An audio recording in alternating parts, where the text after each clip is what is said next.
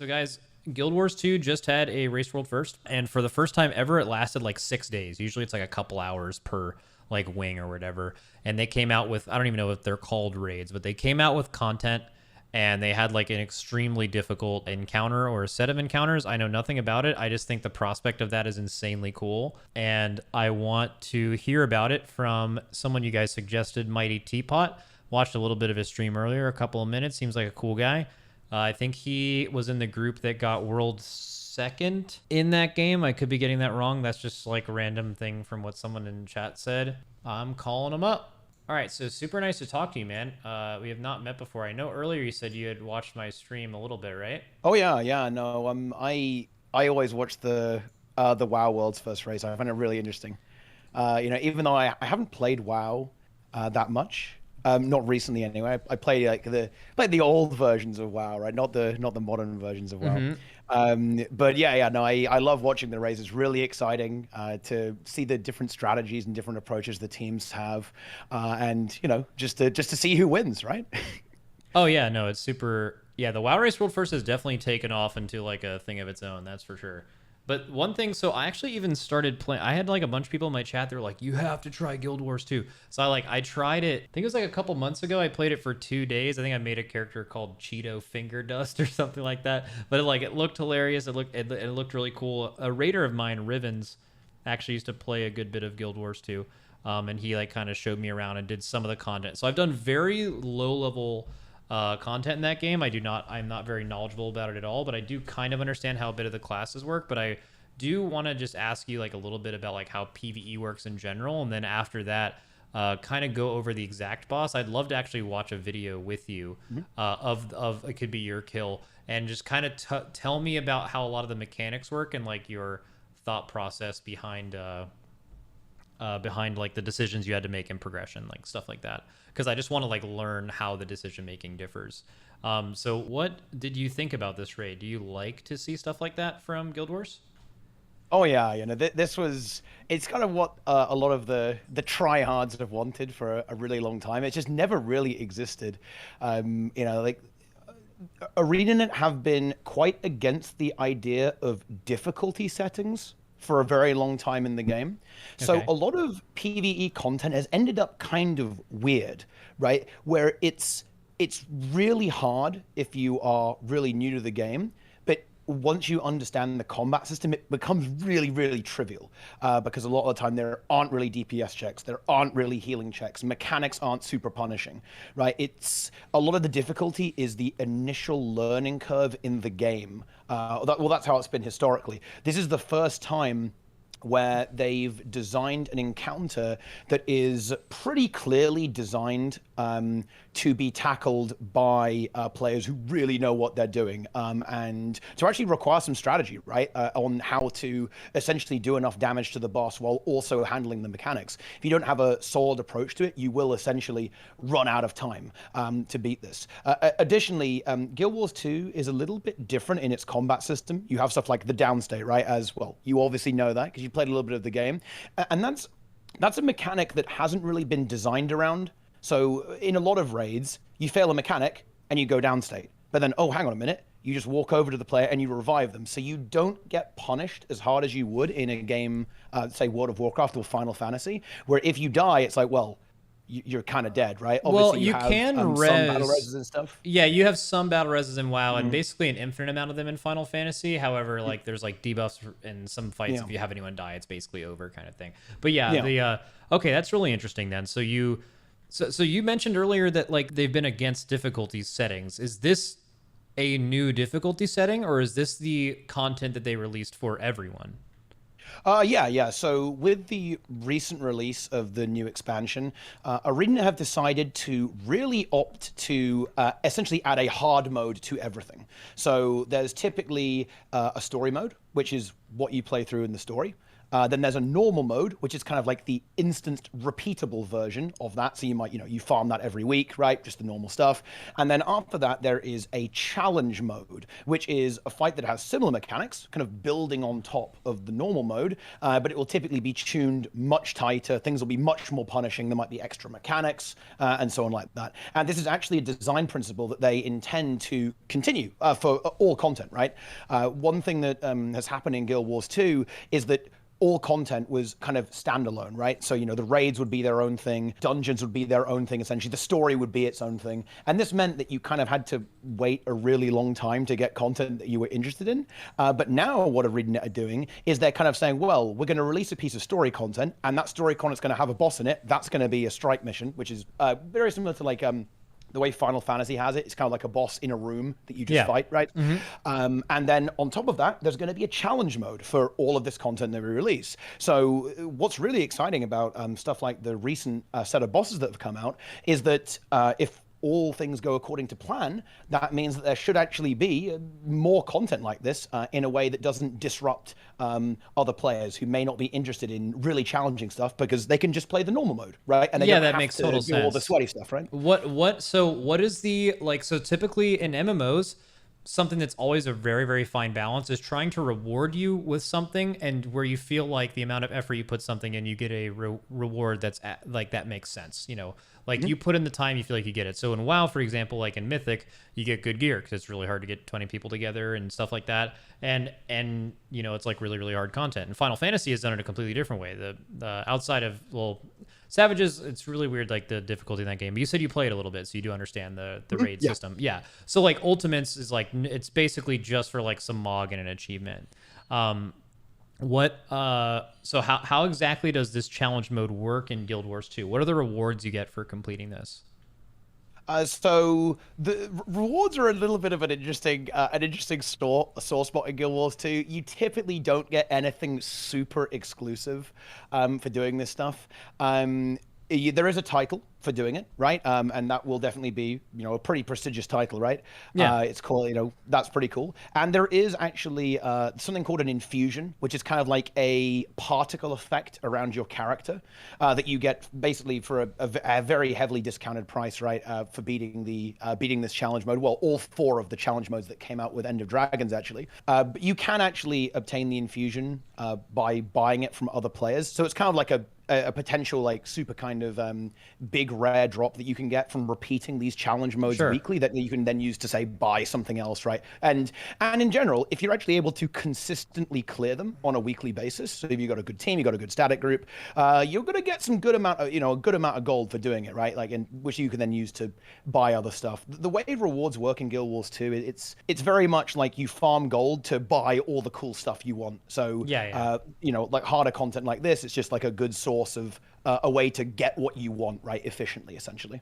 Okay, and what are the group sizes for this? Very interested in that. 10 players for 10. these. So okay, like in between Final Fantasy and WoW, closer to Final Fantasy. What kind of roles exist in are they called raids? Is that a correct term for what you guys are doing?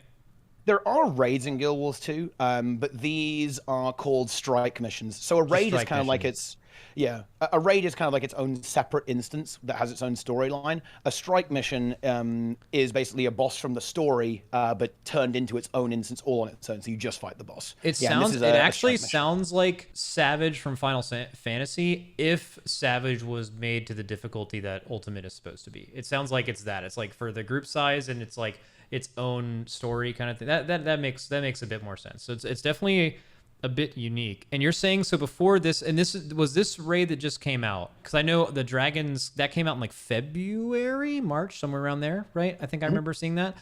So that had challenge modes as well, right?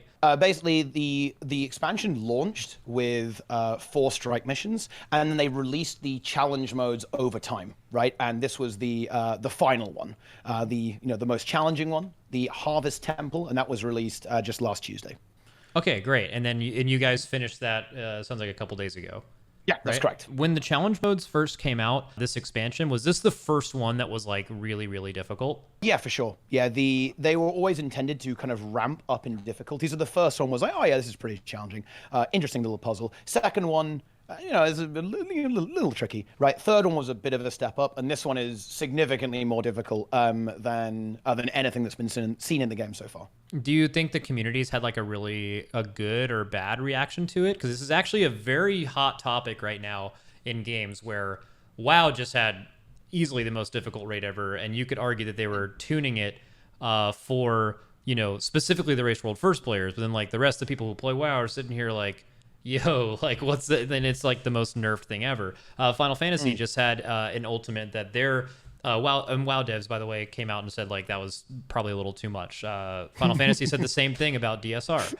They said that their ultimate, they probably want the difficulty to be a little bit less than that. So, like, what is the reaction in the Guild Wars 2 community about the difficulty of this raid? Is it something they want to see more of? Is it something where they were like, I don't know about this? What was it like? I think a lot of the potential complaints are actually handled by the reward system, because outside of a few unique skins, you get a few unique skins for beating each one. There's a chance to drop it and you can buy it for currency. Everything in the strike mission challenge mode you can get by playing the game, but you're not like gate kept out of stuff in Guild Wars 2 whatsoever, which you could say potentially diminishes the prestige a bit in terms of in-game rewards. Well, but also it does mean that there's not that much to complain about, right? Like, because you can just play the other difficulty setting. You can still experience the lore, the story, right? The epic cinematic fight, all that kind of stuff. So in general, people are overwhelmingly positive. People loved watching the race. They really enjoyed that and found that it was a very exciting thing to see who's going to beat it first. Oh, absolutely. Was it streamed? Yeah, it was streamed. So yeah, all POVs were streamed. Okay, cool. Was it? Yeah. So something that I found really interesting over long periods of time is like I was not competing for the Race World First, but we were top 5 world before it was being streamed, and like that was a situation where like the top 5 guilds did not release their videos until like 5 guilds killed it. So like basically the top 5 guilds all got to kind of progress through and strategize and problem solve the fight on their own. And then now in the advent of streaming, a bit of that is gone. Obviously, it's like hard to go back to that, but like that's something that we miss a lot. How did that at all really impact this race specifically with a lot of the top teams streaming? Were there times that you think teams looked at what you guys were doing and were like, oh, that's something we didn't really figure out, and they did that, or something your all's team did? Is that an element in the Guild Wars 2 race? I think it was a little bit. This fight was pretty interesting. In the sense that it has quite straightforward mechanics. They're just very punishing. Oh, so everyone really? Everyone came to more or less the same conclusions. So there wasn't really much to kind of yoink. Obviously, you might look at composition and what builds people are choosing to play, essentially. But it is very much you need to do these mechanics, and if you don't do it, everyone's going to die, right? And if you lose a player, well, you're probably dead, and you're not going to be able to kill the boss in time, right, before it kills you.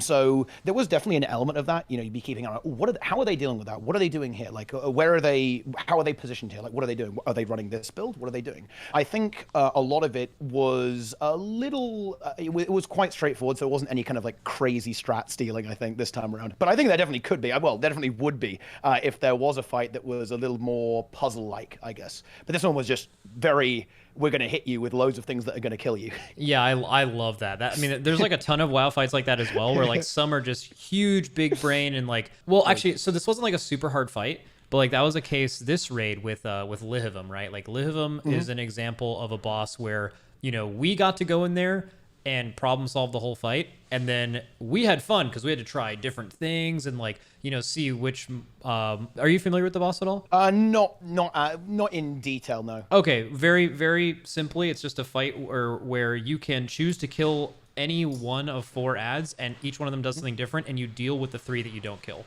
So you basically choose the fight that you want to progress. So like super, super cool fights where like you have to figure out the path to the end, but that's only interesting for the first team to do it. And then every team after that is just like, all it is it's mechanically not difficult, and you now know the path to kill it. So you don't have to really think about it. Where like fights like Rygalon, which we just had, are just like, it's very obvious what you have to do. It's just extremely difficult to do it. So you're saying this fight was more like that. What was the fight length? The fight is around kind of the 12 to 14 minute mark. Oh, that's pretty long. Well, I don't know about for Guild Wars 2. Yeah, that's like that. That's I mean that's like a WoW end boss, a little bit shorter than like or around the time of like a Final Fantasy Ultimate. That's pretty real, especially for mechanic like a really mechanically challenging fight for that long is like really stressful. Was it like was we'll probably go over the fight here in a second. I just kind of want to like watch it with you and look at how the fight like really played out. I'd like to hear how progression went for certain parts of it and just know how some of the mechanics work.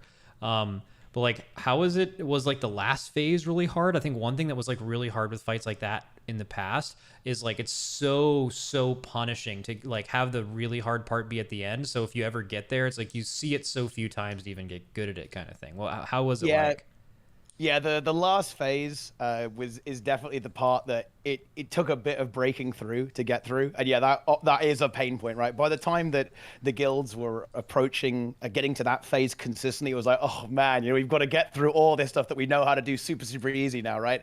And then we've got to get all that, and then you just die in 3 seconds, right? And then you have to do the entire thing over again. So yeah, like that certainly was a factor there. I think the general consensus is it's maybe a little bit too long, right? A little bit too long because it was very easy to screw up, right? Then you have to go immediately back to the start again, and it kind of limits how quickly you can keep trying it and keep figuring it out and managing to execute for sure. So yeah, it's a pretty meaty fight.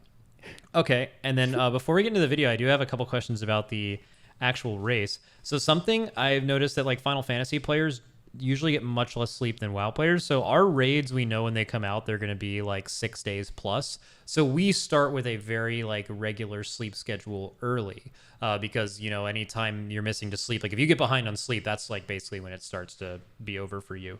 So you have to like stay on top of stuff like that. For someone who's used to killing these in a day, I assume, like you were saying, or less than that, what was it like having to figure out all of that on the fly? And what did you guys actually do when you had to have conversations about how many breaks you were taking and how much sleep you were getting? And then more importantly is how did you feel you guys were playing near the end of the raid as opposed to the beginning? Because I assume if you don't have a system for that, it really starts to affect you.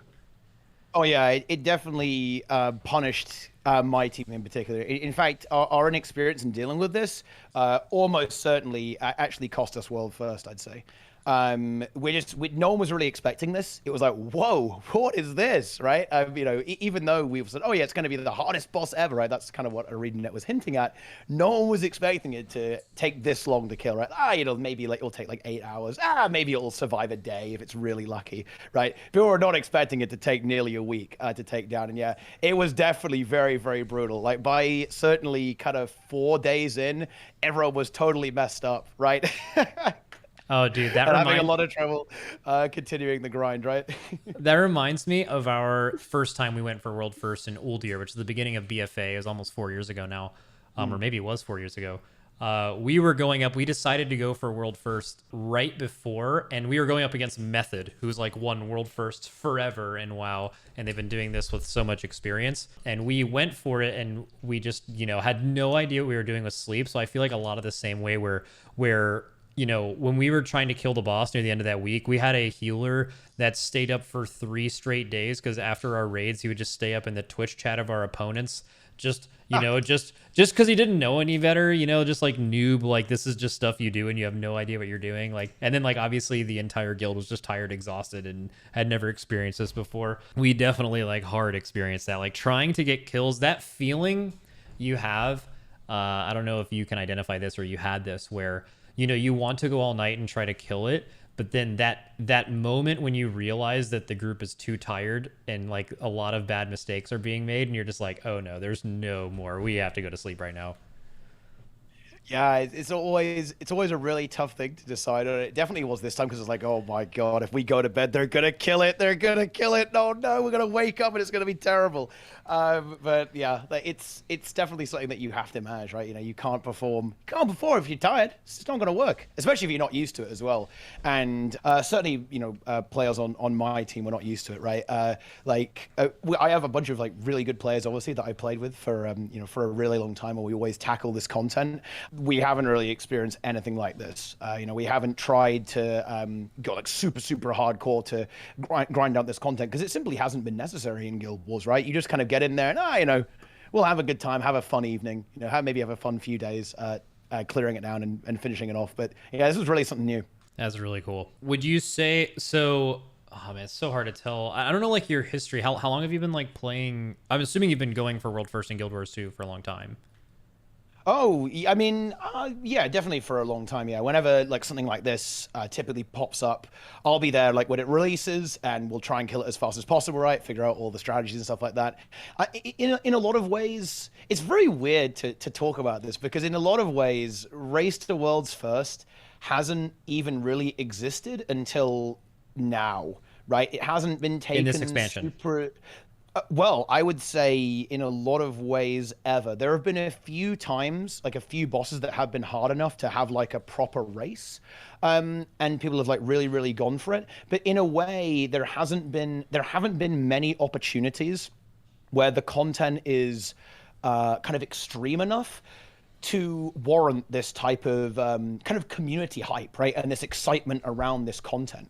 But yeah, you know, people still try and kill things first, but it hasn't been taken as seriously by the players or the community outside of a very few rare occasions, I'd say. All right, so I'm kind of dying to see this video, but before watching it, what about this boss could have been so mechanically difficult that bosses that are normally killed in hours take 6 days? Like, was it a specific mechanic, or was it just like overall the mechanical precision they were requiring from all 10 people was just at a level that they've never seen before? Like, that I'm assuming that they tested and they were able to kill. I don't know how testing works in that game, but like, what exactly was it, do you think? I would say the big thing is that certainly in the later stages of the encounter, there's quite a lot going on, and if you're too slow at handling these mechanics, you kind of instantly die, right? There's a lot of raid wipe mechanics and loads of AoE, loads of area damage, loads of crowd control that requires you to position yourself quite carefully, respond very quickly to things, and avoid a lot of damage. And losing too many players or losing damage uptime will essentially mean that you aren't going to have enough time to end up clearing it. There's kind of like there's multiple phases, and each phase has kind of like a soft enrage mechanic. You slowly get less and less space on the platform until you just die. So obviously, the longer things go on, the worse it is. But yeah, it's just nobody can really screw up. You need to actually do damage, which is quite uncommon for Guild Wars 2. And if anyone makes a mistake, you're probably doomed, and you have to start all over again. Excellent. Okay, so I think what we do, I think the best way to do this is actually going to be, because I want you to have control, because you're going to want to pause and like point at things with your mouse and be like, oh, this is like this specifically here. We had to like, person had to be exactly in this spot. So I think the best thing for you to do would actually be to screen share and just go through a video of your kill or any kill and just kind of tell me a little bit about what's going on in the fight. Okay. The question is, would you like to see what my team did, or would you like to see what the world's first team did? The choice is indeed yours. Let's look at what you all did. Did you guys do like a massively different strat, or was it pretty similar and it was just execution? Pretty similar. We did one thing slightly differently, but yeah, broadly speaking, it was just about the same. I would like to watch yours, because I want to know specifically the progression elements that you guys had to progress through to figure this stuff out. And even if it appears obvious to you, because obviously I have no idea what it's like problem solving in Guild Wars 2. But also you'd be able to give perspective from your progression on the things that affected you the most. So I think that would definitely be the best thing. All right, excellent. All right, let's do it. Very good. Let's leap into it. So the way this fight kind of starts off is this fight has a lot of intermission phases, right, as well. And the intermission phases essentially revolve around pushing this orb into circles, at which point, and you have a limited time to do this, right? So you have to do it quite quickly. You attack the orb to move it, and you also have to not let any of these little ads, you can see these, they're little like crabs emerging out of these void puddles here. Yeah. If any of them touch the orb, it will instantly wipe the group. So okay. Watch out for that. That's, obviously not good. And all of these orange area attacks as well, they're very hazardous. If any of them hit you, they will also instantly downstate you, which then you're going to be required to revive. You're going to be wasting time, all that kind of good stuff. And the longer you take to do this, the more ticking damage you take, like raid damage you take. So every 10 seconds, it unleashes a lot of damage, and every 10 seconds after that, it does even more, eventually getting to the point where you cannot survive, and the damage becomes totally unhealable. and then you just have to do this 3 times to yeah. get to the first phase. Okay, 1 second. My dogs, as soon as you started talking, just started going fucking wild. So I'm gonna have to figure this out. Goodness. Give me like a second. All right, I am back. I'm so sorry about that. So No worries. what I know about this so far is that you're pushing the. You said you're pushing the orb around the room. Yeah. What is pushing it? So basically, it's actually a little bit finicker than it looks. Like it's very easy to die here. So whenever you attack it, like with an auto attack or something like that, it adds momentum to it in the direction that you pushed it, right? So in other words, if you stand behind it, it pushes it forwards, right? And every player interacts with it, right? So you end up in this situation where you have to kind of wrestle control of it and try and steer it around the group, while also dealing with these ads coming in here as well, watching out for all of the area attacks, and also those AoEs are expanding. They'll screw you up if you touch them, and eventually you'll die to the ticking damage. So it can be And is this pretty the first? punishing. Is this the first phase? Yeah, so basically this fight revolves around fighting a bunch of different dragons, and then it has intermission phases involving the orbs in between. So it's going to be... So this is technically the intermission kind of before the dragon even. Yes, it's like introduction phase, yeah.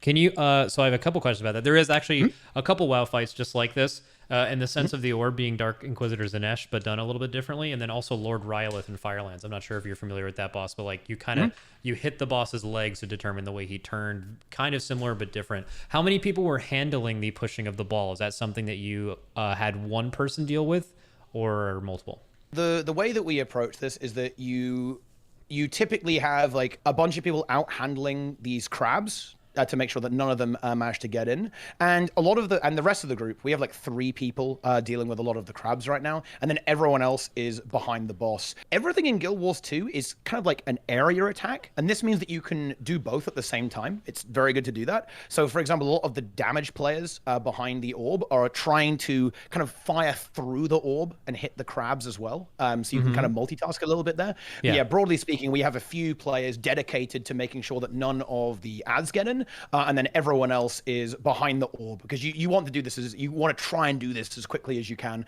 Otherwise, it gets very, very chaotic, and you can end up dying horribly. And that's not good. Dude, yeah, this already sounds insanely interesting and very difficult. And this isn't even before. Okay. All right. Let's continue. Keep playing it. Yeah, let's go.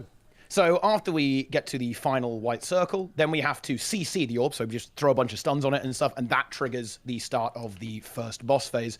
There's going to be 3 dragons, and they all have different things. And you're going to see a lot of recurring mechanics here. So we have to bait these red circles away from the group. So basically the two players closest to the center get this. And you really need to make sure that that's nowhere near the group, because, well, if you touch those red AoEs, it's not going to go well for you. And here's another really classic Guild Wars 2 strike mission mechanic, these green circles. So the way these work is, classic raid mechanic, right? You need to have 2 players in all of these circles, 1, 2, and 3. If you don't, the entire group dies.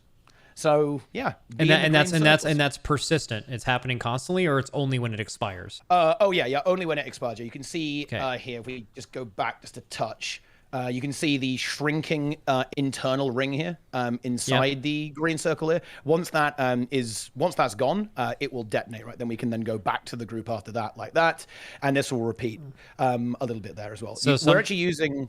Yeah, go ahead. This is so strikingly similar to Final Fantasy. The circular room, the fighting the boss off of the edge of the room, the 2-man soak is something exactly from Final Fantasy. Spreading out with those 2 circles that were on there is almost exactly the same. Like, looks like that. That's actually, so it'll be a little bit easier to follow along, because I've done I think I've done every raid, every Savage and Ultimate in that game except for the one that just recently came out. So it looks like it is at least somewhat based on that or similar from that. Oh yeah. The lead developer for a lot of this content was very heavily inspired by Final Fantasy, actually. So that is the similarity is no coincidence, in fact. Awesome. Okay, that is excellent. All right, so the first dragon. After you do those first 2 mechanics, what's going on? Yeah, so now there's just going to be a bunch of other attacks. There's like loads of laser beams. Definitely don't get hit by those. And actually, this is another thing that happens here. It's a little bit hard to view here, but a lot of these mechanics don't just punish you by doing damage to you. These attacks are quite dangerous, and you want to avoid them. But a lot of these attacks actually apply a debuff to you that reduces the damage you do, right? And because this fight is quite damage sensitive, that's extremely punishing, right? Again, just like the intermission phase at the start. If you see this AoE here in the middle, it's continuously growing, right? And if it reaches the edge, obviously, you're going to have a bad time, right? So this is the essential DPS check of the encounter. You need to destroy the dragon before you get to the next phase. It's also worth noting as well that if we look at the top here, the boss is getting these yellow buffs that basically make it take 33% less damage from all sources. So you have to consistently remove these in a timely fashion, otherwise you're also going to be punished and end up dealing not enough damage to deal with that, because 33% it's quite a big number. You've got to watch out for that. And yeah, this is kind of the nature. This is a thing about Guild Wars 2 as well. There's a lot of stuff that's like buffs in the game are very like short term, and the thing about these kind of these reds and green circles that's additionally punishing is that if you're too far away from the group for too long, you lose a huge amount of damage. For example, the difference between a non-buffed player in a DPS position in a raid and a fully buffed player in a DPS position, you can be doing double or even close to triple damage. So way more. That's actually even more than Final Fantasy. Final Fantasy is like has a lot of buff interaction between players. That's even more extreme. Double's an insane number. Yeah, so yeah, you need to be very consistently kind of with the group and getting buffed up. Like supports in Guild Wars 2, in raid content, strike content, you're very focused on not just healing, but you're constantly applying buffs, right? Like more damage, lower cooldowns, faster ability activation, all that kind of stuff. Because there's no true holy trinity in that game, right? It's not as black and white as that.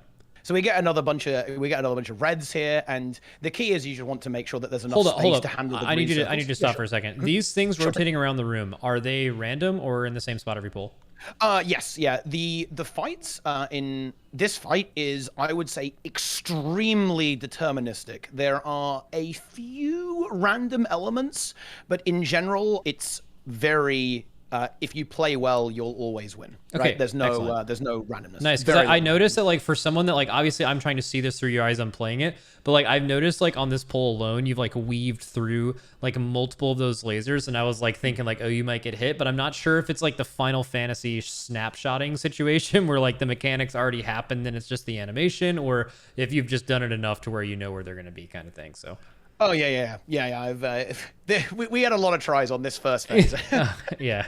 How was this phase in general in terms of progression? Was this like even when you were killing it, you had wipes in this phase, or is it something where it was once you were past it, it was pretty repeatable? Yeah, the first 3 phases in particular are, they're gentle, right? They're a little bit more of they're not too bad, right? Yeah, like, so the main difficulties we encountered here, we were just kind of surprised by the DPS check and the fact that the mechanics were very punishing for failure, right? Because we weren't expecting it, to be honest. But yeah, in general, these are not too bad. Like, once you get the hang of them, I would say the first 3 dragons for sure are not really going to be an issue to you, and honestly the 4th and 5th, like, they're harder, but once you get used to them again, you can do those very consistently. Eventually, like, everything except the last phase was very consistent, right? But yeah, like building up consistently, certainly on the first 3, wasn't too bad, wasn't too horrible. The other thing that was going on, oh yeah, sorry, go ahead. The DPS checks in this game, you said you were surprised about it. So something you mentioned earlier, so it's like basically when you guys, like, obviously your group's really good at the game, right? Like, is that basically never a problem in Guild Wars 2 content? Like, you will always just crank a boss because it's not designed for you, kind of thing? Was this kind of the first time there's ever been like really, really real DPS checks? I would say so, yes. So for context, one of the hardest bosses in the game is called Doom CM, Doom Challenge Mode. That boss can be beaten with 5 players instead of 10. Okay, got it.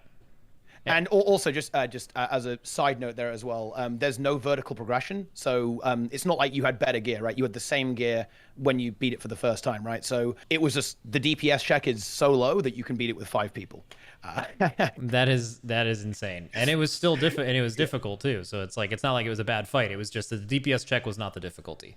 Yes, exactly. The DPS check, the difficulty is just not screwing up. It was again a pretty punishing fight. I think certainly considered to be one of the harder fights in the game. Actually took a good amount of time to take down as well. Actually, definitely an outlier, right? In Guild Wars 2 for sure. So sorry, before you go on, I don't need a super long question because I don't want to like derail this. But you said that there was no vertical progression, so you couldn't really like out gear it. Is that? Is there anything in this game very similar to like how min eye level works in Final Fantasy? So, well, no. So the game just has gear standards, and it's been like that since literally the start of the game, right? And that's what's interesting about this fight. This fight will never get easier, right? Ever, actually. It will always be this way unless like the balance of the game changes. And old content, like old raids, they're also exactly the same. It doesn't need to scale you up or down or anything like that, because you have exotic gear, which is the second best, and you have ascended gear, which is the best gear in the game. And it will never get better. If you have an item that's ascended, you never need to replace that item. There's nothing that will ever be better than that in the game. So a lot of content in Guild Wars 2 stays very static in terms of its difficulty, right?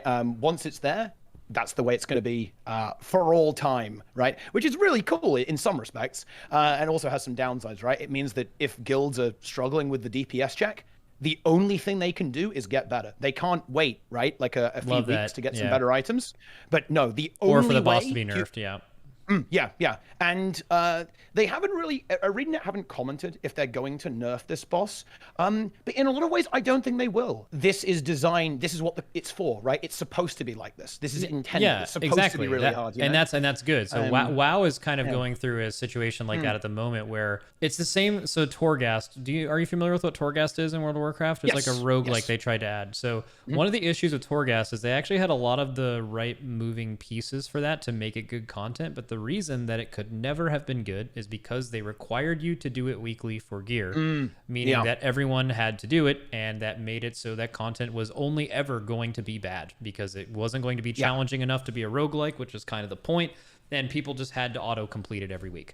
Okay, well, that's kind of like the issue with Raid, is that with raids being so hard at the moment, players feel like they need to get gear from Mythic, so they need to make Mythic more attainable. So at points, because you're getting like actual progression to your character out of it, they feel compelled to constantly nerf stuff for people to do it within their cutting edge season. Obviously, totally different game, things work differently, but like that's one thing that's a major point of contention. Is I know there's like some voices within WoW that would want Mythic to kind of be more Ultimate-like in the way that in this like to where it doesn't really drop gear. It's kind of only for the achievement of doing it, but it's not ever nerfed at that point. Like if you basically this fight for you guys is able to be killed, that means it can be killed by other people too, and there's really no point to nerf it. But then the other side of that coin is developers wanting more players. Obviously, in this scenario, would be players that are not as good to be able to actually experience killing it. So that's definitely a big like tug of war going on in MMOs right now, where people are trying to find the right balance between those two things. Yeah, it definitely is, and there has been obviously,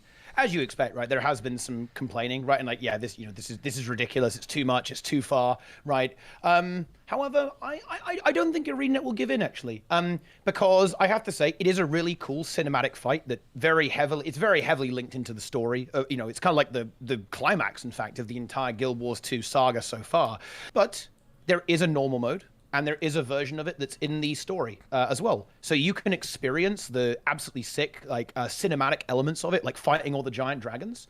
And you don't necessarily have to be a mega sweaty player. In fact, you can do it solo. The story version is soloable. So you still have the ability to experience a lot of the same content, just at a different difficulty setting. So I think that criticisms of this and kind of complaints about it, they kind of fall flat a little bit for that reason. Particularly seeing as a lot of the rewards are actually obtainable elsewhere as well, simply by buying them from other players. There are a few exclusive skins. Each challenge mode has an exclusive skin.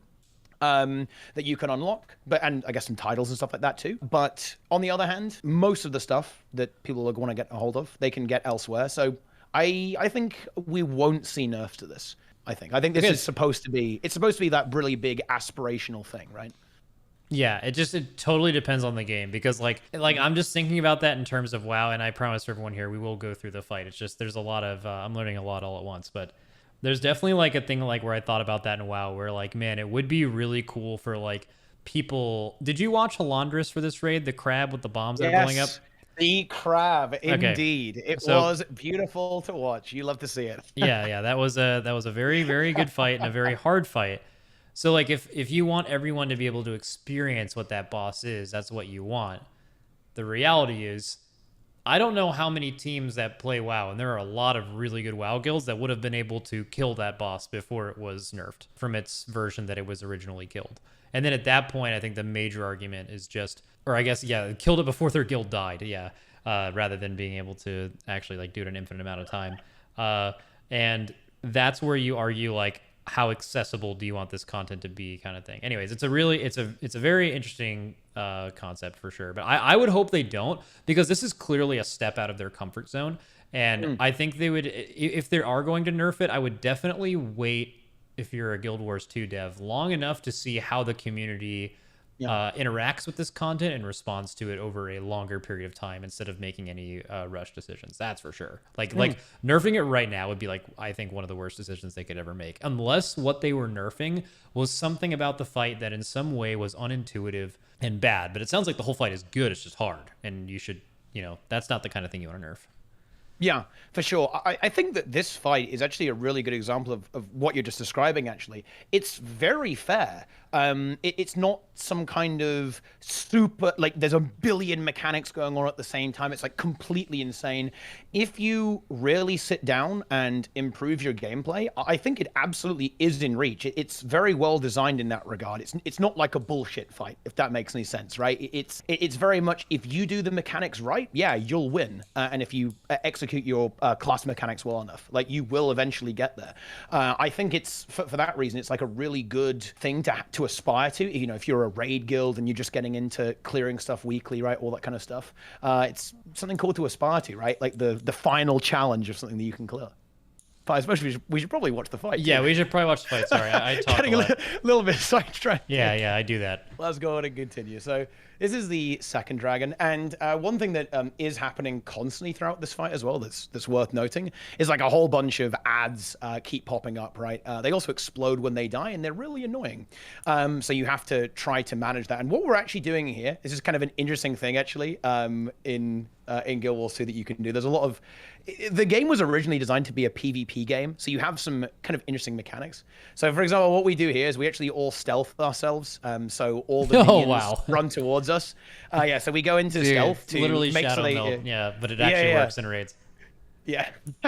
And so they all run towards us, and that allows us to cleave them down and then obviously get more damage uptime on the boss when the boss is running. Instead of having to kind of like run around and clean them all up, we're able to simply stack them all up and nuke them down. And as the fight progresses, the actual really interesting thing about this is that the ads become more and more threatening. And in fact, in the last phase, the key to defeating the final boss is to actually deal with the ads efficiently.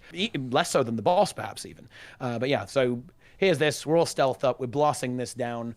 And what you'll see throughout this encounter is not exactly a rehash of the mechanics, but you're going to see a very similar set of mechanics, like the green circles and the spread mechanic, right? And the red stuff as well. So here, what we're doing here is we're just baiting these red circles so our DPS players can move away. You're baiting the red circles. You're getting... you're spreading out with those circles that look like they're expiring on every player, so you can't stack, and you also all have to move out of that giant arcing circle coming from that side of the room. How are you baiting those two red things that just went on you and the other player? You get these by being the two closest players to this central orb here, right? Like in every phase, there's a central expanding orb, which is the soft enrage, and the two closest players periodically get these red circles, and you must bait them and not place them where the green circles are going to spawn, and obviously not place them such that it will impede your group's ability to move. Yeah, the mega AoE here is a one-shot. Overlapping a circle with someone else is also a one-shot. So it's pretty easy to die in this phase. This is probably the first phase where players are gonna have a bit of difficulty with consistency, because if you move too slowly, you're just dead. If you mess up the spread, you're just dead. If you don't manage to transition into the green circles, which are about to spawn, then you're just dead as well. So here we go, and then we're going to be having greens. The big thing there also leaves a bunch of lingering damage. Lingering one shot, actually. If you touch that, you instantly die with no down state. Unlucky. And the thing that you're going to see a lot here, we actually did it in the first phase as well, but we actually use this ability called Portal. It's very similar to Gateway in World of Warcraft. So basically, we can place this port a little bit. I guess Oh, it's fucking dope. You go in there and you just port across the room? Yeah, and we port across the room there. Dude, this game looks sick. Stuff like this is actually absolutely borderline essential on this fight. This is a very mobility heavy fight. A lot of our damage classes have teleportation, and in fact and just kind of movement skills, because if you don't, you just lose so much uptime, right? Because the arena's kind of big and you've got to move around, and you really want to squeeze out damage. And this one here, this fire dragon, is the first kind of real taste of the DPS check you get, right? Like, because you have to move out so much and you have to, go all the way to the other side of the room. If you don't have a solid movement strategy and a good execution of your damage rotations, then you will have a bad time here. Question: when you're watching players moving around you, is that accurate up to the moment of where they are on their screen? So is it like WoW in that regard, or is it Final Fantasy where they're like super giga delayed and they're not actually where they appear to be? Yeah, I think it's 100% accurate. Okay, obviously, cool. unless someone's lagging, right? But Yeah. But it's very accurate. Yeah, the combat system in Guild Wars 2 it's pretty well refined. It can handle a lot going on pretty effectively. Your frame rate might not be perfect sometimes, but in general, stuff works. And you don't die. You almost never die for some kind of stupid reason, right? It's going to be you screwed up, right, and you died, rather than like some kind of weird desync or lag issue. All right, cool. Yeah. And Outside of that, this guy honestly isn't that scary. He just like smashes you with his chin. Don't stand in that. Oh yeah, he looks pretty big. His chin's like a quarter of your screen right now. It's a big boy. Yeah, he's huge. I mean, yeah, I'm a little confused on what the like Can you rewind like 5 seconds to like hit? What are all these like little circles on the ground? They appear to be like beneficial buffs and healing. That's correct. Yes. So, that's just the game rendering things called combo fields. And these are... I remember that. Yeah, they're a little bit relevant here. We can use them to blast healing, right, and to cleanse conditions and so on. But yeah, basically each type of combo field, like a light field or a fire field, for example, has a slightly different telegraph to it. And that's what's happening there. And obviously there are some skill effects that are happening there too. Like, for example, the healers, the supports we're using in this encounter are called mechanists, and they apply a lot of barrier, which is just a shield. Are you guys... there's a lot of how many supports are there in a 10-man group? So we have, in this group, we have 2 defensive supports, so 2 healers that are buffing, and 2 offensive supports. So we have... and some of our damage classes also have an element of support too. For example, we have some engineers here that are taking a healing turret that's like an AoE heal. But yeah, like the core supports are mechanists, which is what I'm playing, and also firebrands, which is a type of guardian. So firebrands make give quickness, so you attack really quickly, and also apply some other offensive buffs. Whereas I'm playing a healer type class that's focused on shielding, healing, regeneration, and also applying other key defensive enhancements to the team to reduce incoming damage and so on. Excellent. Okay, is that... God, I don't want to like hard derail because I'm learning so much, but so that's like 4 supports out of 10. Is that number variable? Does that like based on the encounter you bring a certain amount of like offensive or defensive? Is there class stacking issues or benefits, stuff like that? You're typically going to see, because of the way buffs work, they affect 5 people. So, if you cast a heal, it will affect 5 people, and it will always prioritize those people in your subgroup. If you see in the top left-hand corner here, we're divided into 2 groups. Group 1 and Group 2. And so the way you approach group construction in Guild Wars 2 is that you'll have one healer in each subgroup, and you'll also want to make sure that you have all of the key offensive buffs, right? So you have quickness, which makes you go faster. You have alacrity, which is cooldown reduction. You have might, which makes you do more damage. Fury makes you critical strike more, etc., etc., etc. So you want to make sure that your all of your players are buffed up, because DPS players, if you don't have all of these key buffs, boons, you're going to be significantly less effective, like previously described, right? Like, you could be halving your DPS if you don't have proper boon uptime on your squad. Oh, excellent. All right, continue. Yes, let's go. Let's go. So yeah, this guy in terms of mechanics is not, he's not super scary. We just have to basically repeat this big chomp attack once again so we don't get eaten. Obviously, and this is kind of where you start to see the space restriction being a little bit problematic. You're going to have to kind of run around this AoE in the center, and you have to be a bit more careful of the spread mechanic, of course, because you have less room and so on and so on and so on. This is going to be like a running theme as we go through the encounter. Yeah, we get another set of these reds, and then there'll be more green circles as well. Is this a hard repeat of what just happened, or is it altered in some way? Yeah, it's the same pattern there. Okay. Yeah. In general, but basically what happens is the greens will be further away, right, each time, because obviously you have less space slight in the variation. arena. Yeah, there's a slight variation, yeah. But broadly speaking, it's very mechanically similar. And the DPS check is that shit in the middle reaching you and killing you. Yes. Cool. Yes. Yeah. So yeah, if you touch that, you actually go insane, right? And then your team kills you. So you basically get mind control. Oh, you right? get MC'd. Okay. Yeah. We have another. Did you do the stealth thing again for the spiders? Yes, that's correct. Yeah. So these ones are really annoying too if you don't handle them well. Basically, these have a knockback that will knock you off the platform and then you die. Geez. Yeah. So yeah, you really want to make sure that you stack these up. Otherwise, you lose a lot of damage, right? And you just run out of time. Because if these guys are messing you up and knocking you over, you can't use your abilities, you can't attack, all that fun stuff, right? They also explode when they die, so you have to be a little bit careful on positioning. This phase is honestly very easy. This is like the relaxation phase. Just don't stand the giant laser beams, and you're good to go, right? He also fires out some meteors here that one shot. Those are random actually, but they're never gonna like completely screw you over. How are you guys baiting that? Is it closest people to the middle?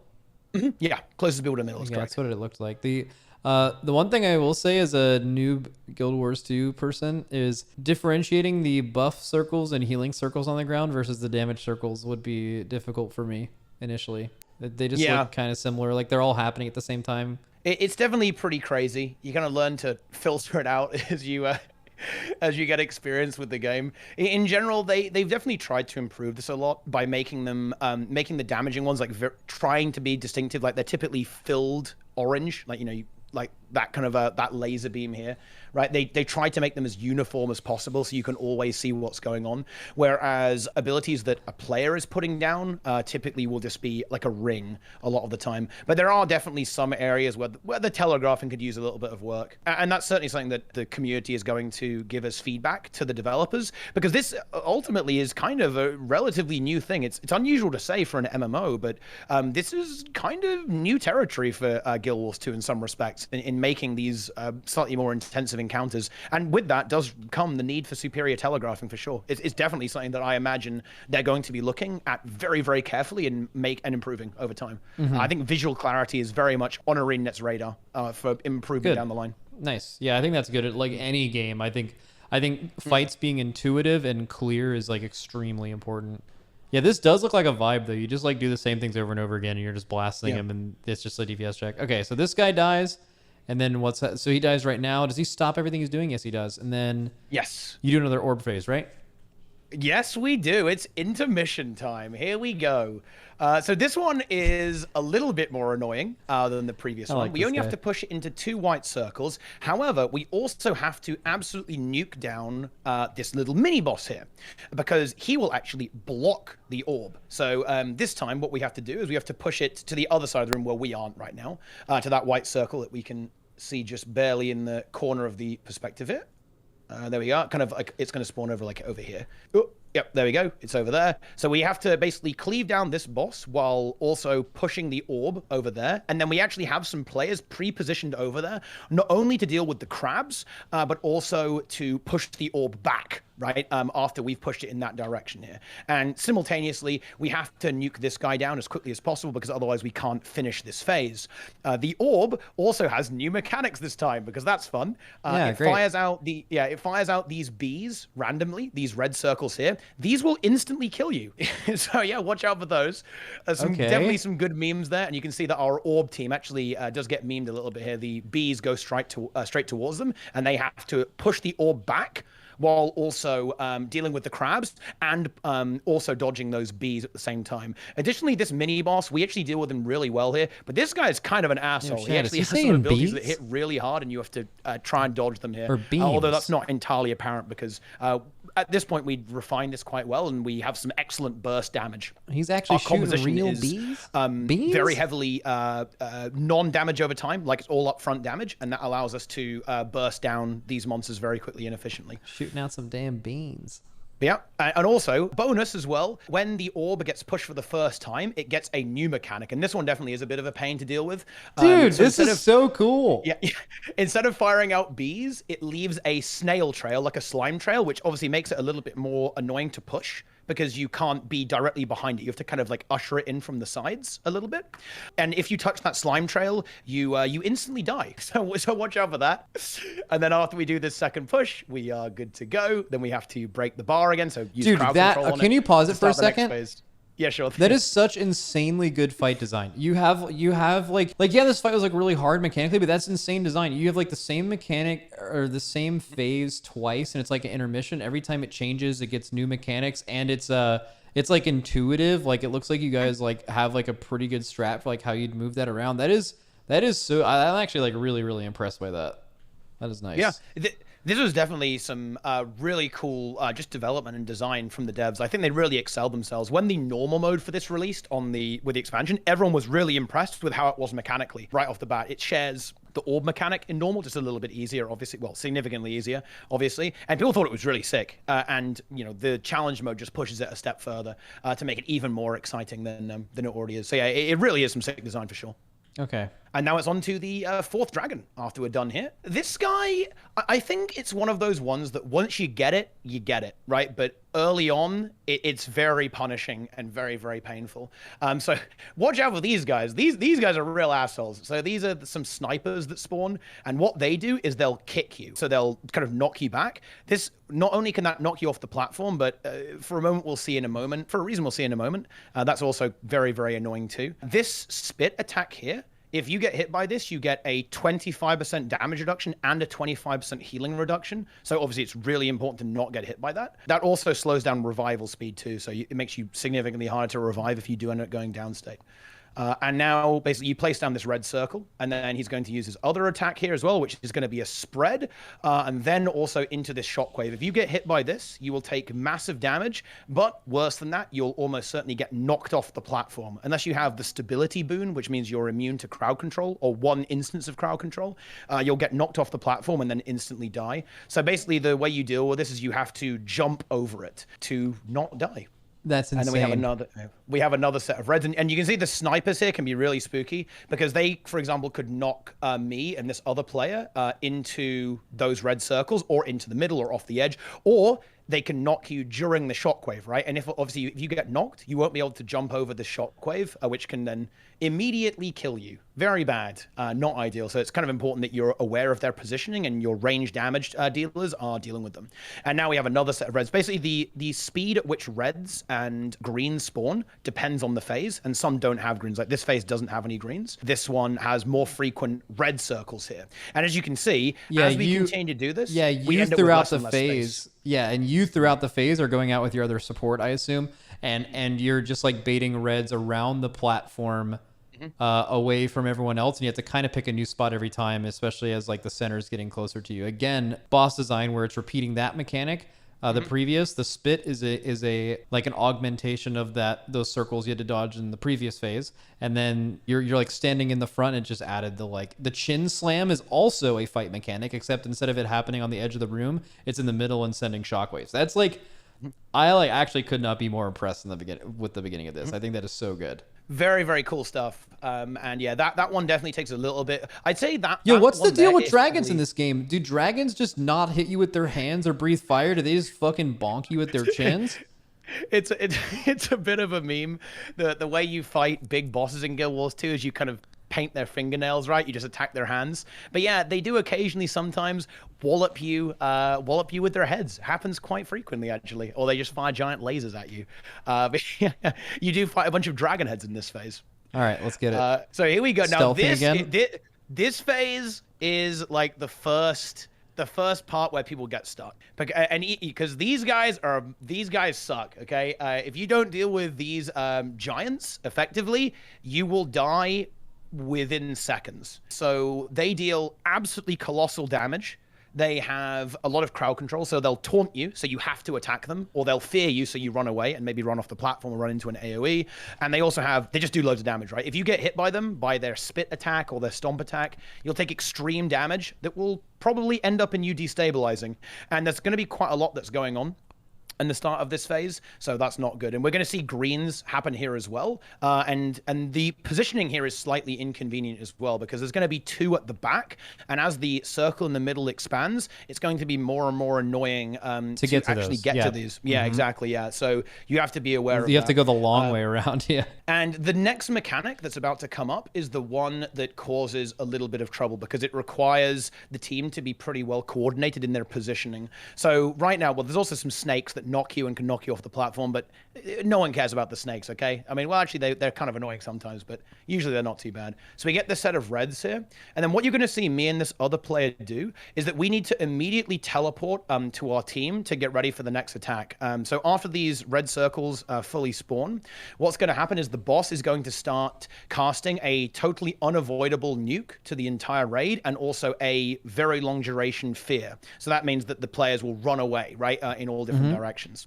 And we need to get over there and stun break all of them, or they'll all run to their dooms and die. So it just kind of requires some good positioning from the DPS players to be stacked quite nicely, and then we have to react relatively quickly to here comes the fear. We have to teleport in and then use our stun break to get everyone out, and then re-heal everyone. There's like a big nuke there as well that we have to re-heal into a spread, and then we have to go through a portal to go to the greens while also dealing with the snake there. So here we have the next set of greens over here. Okay, yeah, the portal. So what's the cooldown on portal, by the way? It's 60 seconds is the cooldown on portal, but with cooldown reduction buff, it's 48 seconds. Okay. Oh, there's also one thing that I should note here as well, actually. This wasn't super relevant for us by the time we actually got to the stage of consistently or getting close to clearing this, but this phase is actually bugged. There's supposed to be a spit attack here as well, but on the run that we ended up killing it, it just didn't happen. It actually does appear to be semi-deterministic, but it's unintentional. So there's supposed to be spit coming here that also leaves a massive damaging pool that will basically kill a player in 2 to 3 seconds if you stand in it, and persistent also gives you a healing debuff, so you can't be healed up after you take damage. And basically, if you are low HP, or if you don't have the protection boon when that fear attack comes through, it will downstate you immediately and then cause instability and making it harder to spread there as well. We do it quite well here, but this phase honestly was pretty hard to crack at the start, because it just required some good coordination that is quite uncommon for raids. And we kind of do the same thing here again. Here comes another fear. We port in, and boom, easy heal, easy stun break. We're having a good time there. And then there'll be another portal after this, and after that, the phase is basically over. That's definitely a lot going on, though. Is this the first phase in progression that you spent a ton of time on? Yeah. This is how many days is the first... or how much time did you spend in this phase before you completed it? This took about a day of progression to get through. Obviously, we weren't we don't go quite as hard as you guys would for a world's first race, because what does that mean? Oh, sorry. So this was basically this was like during a work day, and people didn't take time off because people weren't expecting it. It took basically a grind of, I think, around 6 to 8 hours for most guilds to get past this point, to beat this guy, beat this dragon here, to kind of get it tight enough to actually execute and get all 10 people through, and to basically be able to successfully beat it. So yeah, this phase actually survived for an entire day before people were able to get it down, because yeah, there's a hell of a lot going on. And also, there's one thing that's really interesting about this fight, is that getting a smooth transition is really important. This is something that, again, a lot of Guild Wars 2 players, definitely myself included, are not used to, but I imagine yourself, you'd be much more more kind of in tune with this. You really need to deal with the ads well. You need to make sure that you're stabilized before moving on to the next phase. Otherwise, you're going to have serious problems, right? In just being able to deal with the kind of chaos that unfolds in the early stages of each phase. Yeah, it also leads to a lot of false progression where if you're not fully consistent and you know how to get past something, you run into the situation where you end up progressing things past that or lucking into a way lower pull when you haven't actually worked out how to deal with that earlier stuff. And it leads to a lot of regression later when you have to go back and change the stuff you did earlier. That's for sure. Exactly right. But yeah, that's basically the end of this phase. There are actually a few bugs in this phase. If you phase it at the wrong time, things get super weird. I think it happens here, actually. Yeah, so no. this phase doesn't work quite how it's supposed to. We kind of knew about it, so we know how to handle it. But unlike the other dragons, his attack will actually go off even after you kill him, right? And so what we actually do here is we deliberately delay until after the attack goes off before phasing it. Otherwise, things get really annoying. Because the next phase, this one is also a real piece of work. I hope you like orb phases, because this one is quite miserable, actually. Oh, whoa, what is going on here? yeah. Well, okay, yeah, explain this. Okay, so now we have the next orb phase. And this one's a little bit different because, okay, oh boy. This one definitely took a little bit of getting used to as well. So we have this dragon. It fires out a fireball. That will kill you instantly. And also the orb itself is a bit of a pain. So it's firing out these water globs here, as you can see. Like that. These Yeah, things like that. here. It looks like the fire is going at the tank and then splits into two. Yeah, it kind of fires. It kind of latches onto the tanking in this game is a little Yeah, weird. I know. Yeah. But essentially, yeah, it's like forwards and it pew pew pew. It fires out that fireball, and it has a bunch of other attacks, right? It has some whirlpools that CC you. It starts pushing you around with like a whirlpool of wind and stuff like that. But yeah, this dragon, bit of an asshole. But yeah, the orb here is firing out water globs, and you have to push it while these globs are being fired out while dealing with the crabs too. Because if you get hit by those globs, you immediately go down state. This is actually one of the things that really slows groups down. Is getting this phase consistent is honestly a real pain, because there's so many things that, because you're on a strict timer as well. Really, you have around 30 seconds to do this. You 30 to 40 seconds to do this. Otherwise, you're going to die to the ticking damage from the orb. So you have to execute this phase pretty well, and getting hit by too many of these water globs and going into the downstate is pretty catastrophic. Additionally, you can't start pushing the orb immediately because the champion here, this boss, is in the way. So you have to absolutely annihilate it, start pushing the orb when it starts to get low. So just as the boss dies, the orb will kind of cross over its body, and then you go into the next push. These orbs around the edge actually aren't super scary. They're annoying. They'll like slow you down and deal some damage, but they're not the end of the universe. But yeah, the real key here is actually getting this push. This is quite annoying to do, because there's a crab that spawns right next to it every time, and additionally you have to steer it around the corner. Yeah, and the globs are still coming out at the same time. Yeah, exactly. Yeah. So it's a bit of a pain to get that done. Oh, there's a bit of a bonus I forgot to mention. If you over push and it touches the edge, it also one-shots the entire group with the orb. So that's kind of annoying there as well. Because if you push it too quickly and you don't get the crowd control fast enough, the momentum will carry it forwards into either a crab or the edge of the arena, and you instantly die. It's pretty punishing. That is extremely punishing, and that is that the last iteration of the orb phase we see, or is there another? Oh no, there's another orb phase. Okay.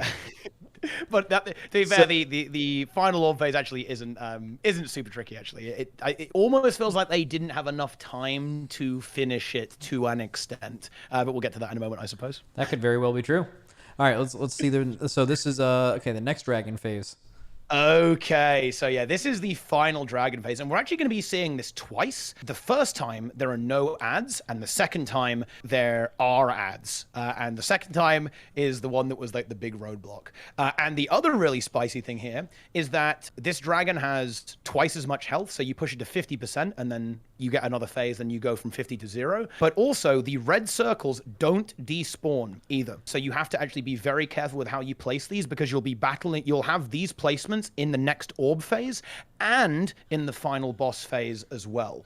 Additionally, the greens are quite, well, this is where the game starts to really force you to manage your positioning very well, and starts to force particularly the support players to not be able to be on the group as much. So it makes it harder to sustain and and keep reapplying buffs. What you'll be noticing here in this perspective is that me and the other support player are almost constantly away from the group. And we have a very low amount of time to get in key abilities to sustain our team when we have a brief moment of time back at the boss. This attack here, if you're in that initial orange right near the boss, you instantly die with no downstate.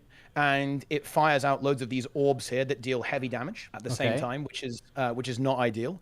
But the big thing here that happens is that right at the start of the phase, there's quite a lot going on here. So I'll try and get it all. The green spawn in this pattern here. I'm not sure if I'm going to turn around. Oops, I'm not sure I'm going to turn around here. But yeah, that's basically where they were. And the bit of the kicker here is that this green here is quite problematic because the boss is sending out a shockwave at the exact same time that the orb, that the greens are exploding, and also firing out an orb that directly covers this green. So you can see our 2 players here that are assigned to deal with this green, and what they need to do is they need to take the portal to get over here, and then dodge roll in at the same time as the green exploding, or they'll be destroyed by the orb and the shockwave. Am I looking at that correctly, where the only spot they can stand is that extremely small sliver of the green on that side? Well, no, actually. The green is actually totally covered by the AoE. You have to dodge roll into I see. Okay, I thought the lighter circle around the middle green thing was actually the circle. Okay, so it's totally covered. Okay. Yeah, you need to be in invulnerability frames or to use some kind of defensive. Oh, that's the first thing in this fight that I think might not be the best design. I think having players ever do iframe stuff, is that like something normal in Guild Wars where it's required of you to iframe to successfully kill encounters? Well, I mean, in a way, yes. Because then never mind. You use a dodge roll, right? It's kind of forcing you to use your dodge rolls, and if you don't have a dodge roll available, you get punished for wasting them. Essentially, yeah, no, that's great. Yeah, it was just me misunderstanding how that works. I was thinking some like cheesy iframe cheesing the mechanic by doing that, but no, it was clearly designed to be dodge rolled into. Yes, yeah. It's very much intended that you time your evasion correctly, that all classes have to do this effectively. Or you can use an invulnerability if you want, but it's not necessary. You simply need to use your evasion frames to survive this. And also, it's not entirely visible here, but the players in the middle green also need to be in the green and jump over the shockwave, otherwise they'll get knocked out of it, and then the group will immediately die. Yeah. So that's the other issue there. And you said these orbs that are rotating around are not actually too scary? Yeah, these ones are not super scary. We were actually expecting them to be a lot more powerful than they are. But yeah, they're not the end of the universe, to be honest with you. Yeah, they do some damage, and they can be annoying for us, me and the other support player, because they can slow you down. And particularly in the final phase, that can be very problematic. You can kind of get trapped in a really bad spot and end up dying. But yeah, they do minor damage and apply some conditions, right? Like they can reduce your damage or slow your movement speed or set you on fire, all that kind of stuff. Cool. Yeah. So then you're doing this, and then while doing this, for people in chat, the reason he's going so far back is for the rest of the fight, all of that space matters, right? So you have to be as efficient with your space as possible. So I think you guys pixel put that on the corner of it too. Yeah. It gets a little bit claustrophobic. We could have done a little bit better here for sure. But yeah. The dodge timing there can be annoying as well, because the shockwave will kind of be landing right as the reds are activating, so you have to move out of the red very quickly and jump or dodge roll, otherwise you're going to end up taking a lot of damage. This mechanic that happens here is actually, it can be a little bit tricky to handle as well. So that swipe attack basically one-shots everyone and sends out these orbs. But there's also a spread mechanic going at the same time. So you have to be very careful with your positioning here. There is a slight safe spot right at the front. And the way that you want to deal with this is that you want to have a few players in the safe spot. In fact, you want to put 2 of the spread guys in the safe spot, as long as they stand correctly, like one right to the far extreme left and one to the right extreme right. You can fit loads of players in there, and this is really important, not necessarily for like surviving, but it's more like you want to be hitting the boss while that mechanic is going on, because the boss kind of chains a lot of attacks together here. So you need to be DPSing, and obviously if everyone's spread out, you're losing effectiveness significantly. So yeah, it's kind of like an uptime thing that is pretty important to look at here. Otherwise, again, you kind of run out of time, especially in the final phase. There's a bunch of ads as well. These ads aren't actually super scary because they have quite low health. Like this guy who's chasing us is a bit of a pain. I think I actually nearly die here. In fact, I believe I do. So this is my colossal feed here, I believe. That's about to happen. Let's see if it does. Yeah, I think it does. Yeah, I think this guy messes me up good. Well, then again, maybe not actually. Maybe No, you're gaming. At least for now. Yeah, no, I think I die next time actually. Yeah, I know I definitely die here. Oh, is it this? Oh, no, it's not that. Never mind. But yeah, I think I mess up here. And oh, yeah, this guy who comes in, this guy messes me up. So basically what happens here is that I dodge too late. Yeah, he like smashes me and knocks me back. You would have had to have gone to the left and gone behind him and jumped. Yeah, or just dodge roll through. I actually managed to save it by reacting pretty quickly and teleporting out of the red AoE just before it kills me here. So I just teleport away. Then the other player's able to revive me. So we do get away with it without too much of a punish, but that wasn't good. That was a big mistake. The boss also does this spit attack. The spit attack is actually kind of like a free DPS uptime phase, I guess you could say, at this point, because it's actually one of the times where me and the other support player, we have time to fully get in there and really heal everyone up and really resustain. But it chains directly into the next green circles here, so you have to actually react quite quickly with a portal to take the portal, and then you can see these players dodge rolling in at the same time. But you have to do that after the spit, otherwise the spit's going to kill you. Whew. Yeah, that's tight. This looks like the thing that would have taken you the most progression time. Yeah. This certainly getting the hang of this part of the fight is certainly the tricky part, right? Like a lot of guilds, it's been quite in a way cathartic, right, to watch other guilds go for progression, because whenever people get to this phase for the first time, they like die instantly. Oh yeah. So yeah, it's pretty crazy. But yeah, oh no, oh what a disaster. But it's fine. We get saved, carried by my team. You love to see that.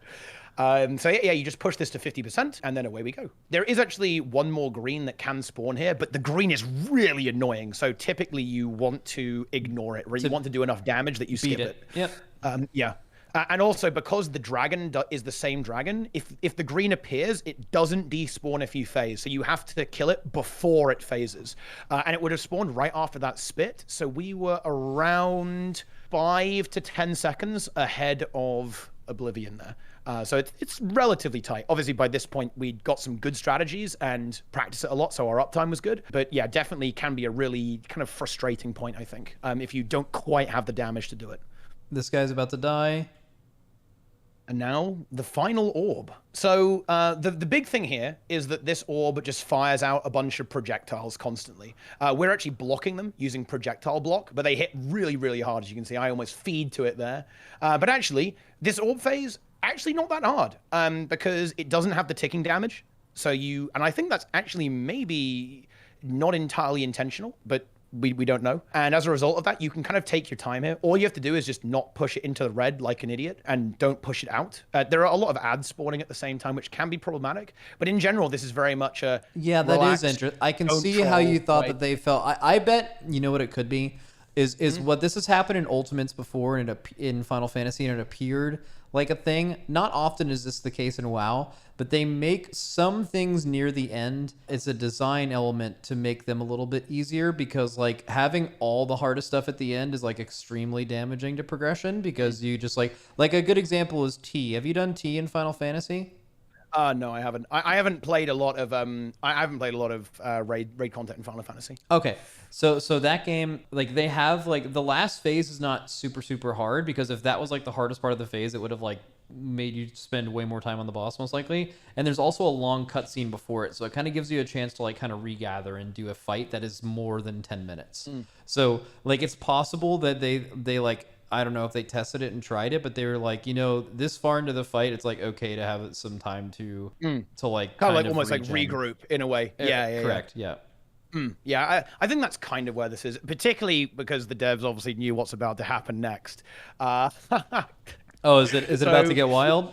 Yeah. Now here's the big problem. So now we have to repeat that phase that we did before, the same one, the same one as this dragon. So we're going to see the same greens, the same shockwaves, all that kind of stuff.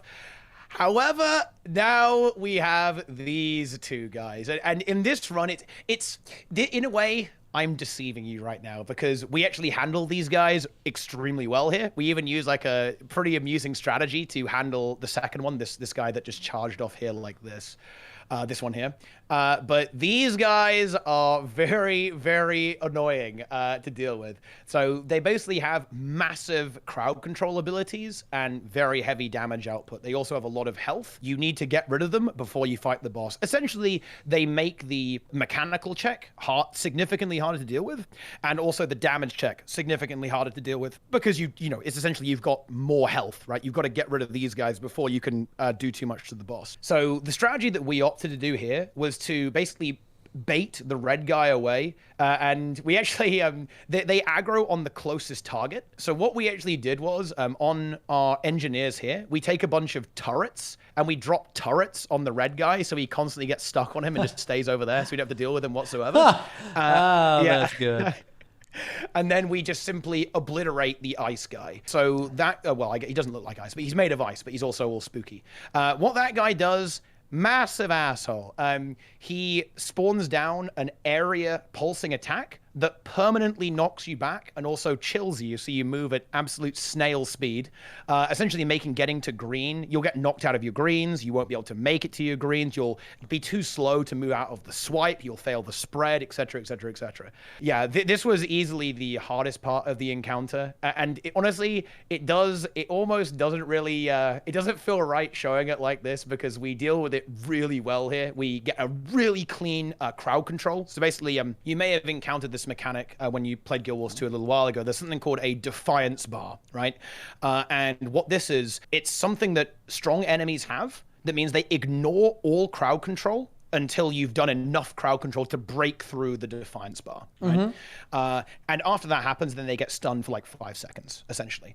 So we get a really crisp crowd control here, and we actually interrupt his first ability, because basically if you let his ability go off immediately, it's really, really bad. And we'll just kind of see, yeah, so if we go over here, actually, yeah, we did it really clean. We were like really clean here. So a lot of the time, he'll actually start casting this big knockback very, very early on. He does like one attack, then he starts doing the knockback. Oh yeah, there we go. And we just interrupt him really, really quickly to make sure that it's positioned in an okay-ish spot.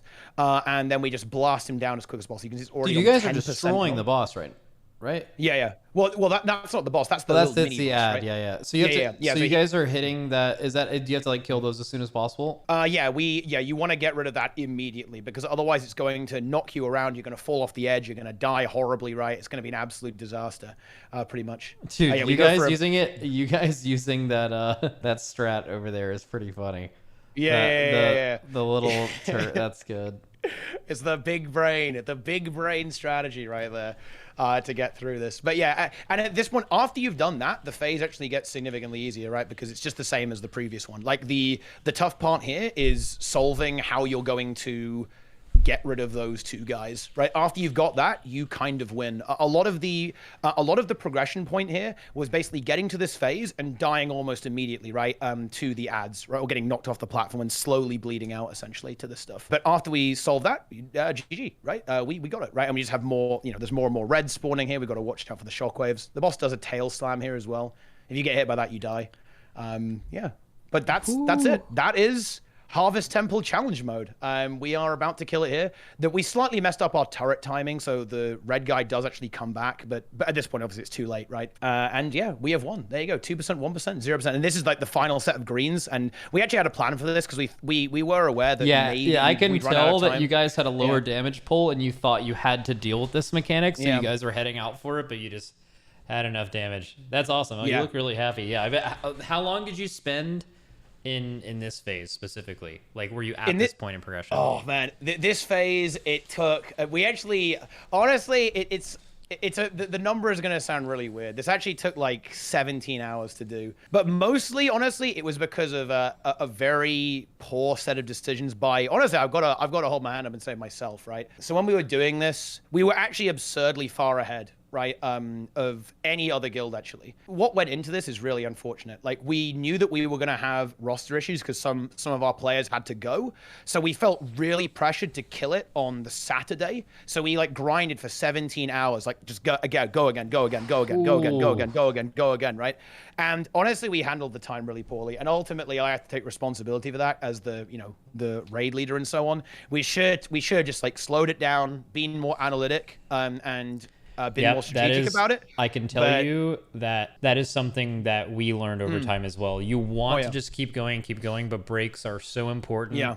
Like if you talk about like how long we usually rate 13 to 14 total hours when we wake up to when we go to sleep. But, you know, you don't have 13 to 14 hours of good attempts where everyone's fully focused because humans, that just doesn't work. So like you take a lot of breaks and you bide your time. And if you're ever not entirely sure what you do, you take time off and you figure it out because you're not really losing any time. The time you would have spent just chain pulling, you're just going to wear yourself out faster and have worse pulls later that night. So that's definitely something where if you have, 6 to 10 day races, like we've done a bunch of times, that's something that you just need the experience to know how to do that. I wouldn't feel too bad about that. Obviously it feels bad losing. I know what that feels like. Right. But like and losing when you're ahead, that's one of the race that I think of that it was completely different circumstances, but like when we lost Eternal Palace after being so far ahead, that was like feel way worse than anything else. But yeah, like that's something that like you couldn't really have expected yourself to have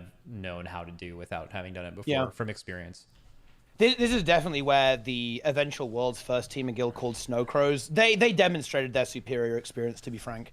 A lot of their gamers have experience in hardcore raiding, in Final Fantasy specifically. A lot of Guild Wars 2 players play Final Fantasy. Not WoW for whatever reason, but yeah, a lot of people play Final Fantasy. Yeah, their knowledge of this certainly gave them the ultimate victory, and their superior handling of their time management gave them a really big advantage. And a lot of the players in my team, my team is super interesting actually. I wouldn't exactly call us underdogs as such, but nobody expected us to be as good as we were because we're considered to be just kind of a guild that just we try hard, but we're not like, like we're really going crazy, right? Like we do as well as we can, right? We play the game well, we try and do we go for kill times, right? And try and clear raids quickly and so on, all that sort of stuff. And we're always kind of lurking there on the periphery, but I don't think people even expected us to actually come in second, let alone first. So we did, we did a good job. Obviously very disappointed, right? It definitely sucks, right? It's unfortunate stuff, but hey, next time, right? Yeah, for sure. You'll see. Like I said, like the whole like underdogs, not you said not exactly an underdog, but like people view you differently. That was literally us in Old Deer, and we were insanely inexperienced, and we weren't really able to win. Like when I look about it, like I hate the idea of losing Battle of Dazar'alor and Eternal Palace. But like I know that like looking back on it now, we had absolutely no, like I don't even know how we almost won in Old Year, but like at the time looking at it now, like I don't even know how we were even able to compete in those raids because we were just so inexperienced and going up against people who've been doing this for like 8 years. Like there's like in hindsight, like there was almost no way that would ever have actually happened knowing what we know now. Like looking back at what we were doing then, we were fucking idiots. We had no idea what we were doing. So yeah, I would say that a lot of people on your team are probably going to feel pretty amped to prepare and do this before next time. And speaking of preparation, you said people did the normal of this. Was the challenge mode released after you guys were able to see this content in other forms? That's correct, yes. So the normal mode for all of the strike missions were released with the expansion. So back in February. The challenge modes released significantly afterwards. There were a few delays with their development, particularly because the third one, it was very buggy, shall we say. It's just quite funny, actually. It was so broken that the challenge mode mechanics started happening on normal mode, and poor players who were just trying to do like the normal mode had to deal with challenge mode mechanics, which obviously was quite unpleasant for them and not at all what they were asking for. So basically they actually delayed this one specifically a good amount of extra time just to really nail down some of the bugs, right, that were there, because Guild Wars 2, for whatever reason, this is definitely one of the issues that they have. There's no PTR, right, in any way. It's all done internally with testing. This means that, sometimes content, especially content like this, can release a little unpolished sometimes. And there were definitely some problems with that with some of the earlier content that was released in terms of challenge mode. Makes sense. It's a good sign going forward, knowing that in this specific one right now, it looks like they took their time and made a really good piece of content. So I would imagine that everyone there is screaming, we should probably continue to do that, right? So let's see. Oh, someone said Grouch was in the chat earlier. He was happy to see you interact with Teapot. Let's go. Yeah, I think Grouch helped me out when I first played Yes. Guild Wars 2. He helped me get my Buy the game. He helped me get it expedited to buy the game. So that was a cool interaction. Yeah. It's a big hurdle to get over, you know. Yeah, anyways, dude, this was insanely insightful. I wanna reach out to you again in the future if I have any questions. And this definitely makes me want to like get a group of people to, I don't know what time I'd be able to do it, because like WoW Alpha's coming out like any day, and then like season 4 is happening, and then Dragonflight. So I'm gonna be like really busy over the next few months, but I would love to play Guild Wars 2 and do content like this with a group of people that haven't done it before. That sounds insanely fun. So I'll probably reach out to you when it comes time down to doing that. But this was like really insightful for me. I thank you for spending the time and answering a lot of my questions. I find this stuff really fascinating. It's absolutely my pleasure. I think it's really awesome to see not only the response from within the Guild Wars 2 community about this event, but also outside as well, right? You know, I would never, you know, I've talked about this a little bit on my stream actually, how I'd love to see what it would look like if you know, Liquid or Echo tried Guild Wars 2 raids, like how they'd figure it out, like what professions they'd choose, what builds they'd go for, right? Like how they'd approach it, right? And you know, the way that you would identify things that are strong or not strong. So yeah, you know, I've got to say it's absolutely incredible to actually be here talking, because like I said, you know, I really have a huge amount of respect and admiration for what you guys do in World of Warcraft. You know, I always look forward. I'm always hyped up when I know there's going to be a new raid in WoW, even though I don't play the game myself, right? I'm always excited to see you know, Liquid versus Echo, right? Or you know, of course, Limit versus Method back in the day. I think the first one I really started paying attention was the Jaina race, right? Like the epic Jaina race. That was insane. Yeah, that was before we even streamed as well. Yeah, no, that is that's all. Yeah, it's weird when you're in it, because like it's just like this crazy thing that like, you know, none of us, I mean, like, dude, like it was like well known within the WoW community, like the race world first, but before it was streamed, it was just like, you know, probably like what you feel like in Guild Wars 2, where like not a lot of people pay attention to it, and then now in like a short amount of time, like 3 or 4 years, it's just become fucking huge, and it's kind of hard to, because it still feels the same as it did before, but it's just like now randomly people care about it. So it's really doesn't really change. But I mean, dude, if Guild Wars, I promise you, if Guild Wars keeps putting out content like that, boss, there will be a lot of people who are interested in a lot of the things that I'm interested about WoW and Final Fantasy that would be looking to play that game. That boss looked like an absolute banger. Like that also looked really hard. That was one thing I learned from playing Final Fantasy, is it took us a while to get good at that game. The Guild Wars 2 is also very, very different. Actually, probably much more different combat style than both of those games. And that is something where I feel like we would get absolutely farmed trying to do this boss. Like, like there's just no way. We'd have to do like way easier stuff. Because like a lot of people think it's like, yeah, it's like been all scienced out, and like the people who are doing this are like part of orgs, and they got like salaries and shit, and it seems like super professional, and like they put all their time doing it, and that's true. But like I don't think any team would ever be able to get world first in 2 games. Like I think like that's something you saw when we like went and like did the first Savage raid in this last expansion for Final Fantasy.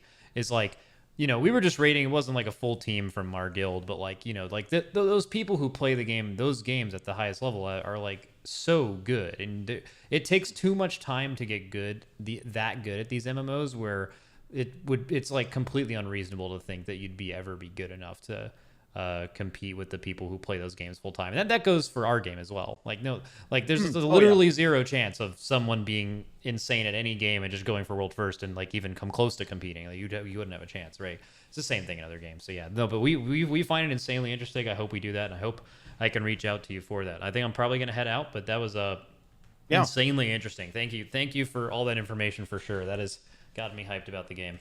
Yeah. Anytime, right? Anytime, more than happy to answer any questions or help you out a little bit, or just, you know, just talk about stuff, you know, anytime. Love to see it. Okay, thanks, dude. All right, I'm gonna head out. Hey, take it easy. Yeah, you too. Bye-bye.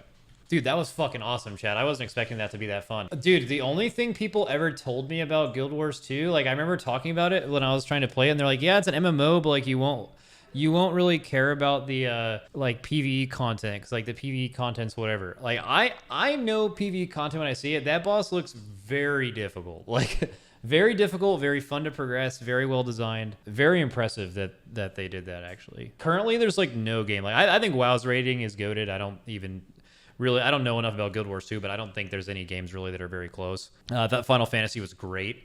And that Guild Wars 2 Express, that specific fight, I've never seen another PvE fight in that game. But that fight I just watched was absolutely on the level of multiple great WoW fights and good Final Fantasy fights I've done. Thanks to MightyTeapot. If you guys want to follow him, if any mods can put this in chat, make sure you guys go sub to that guy. That was really fun. Make sure you guys go sub. Oh, I'm listening to myself. Okay.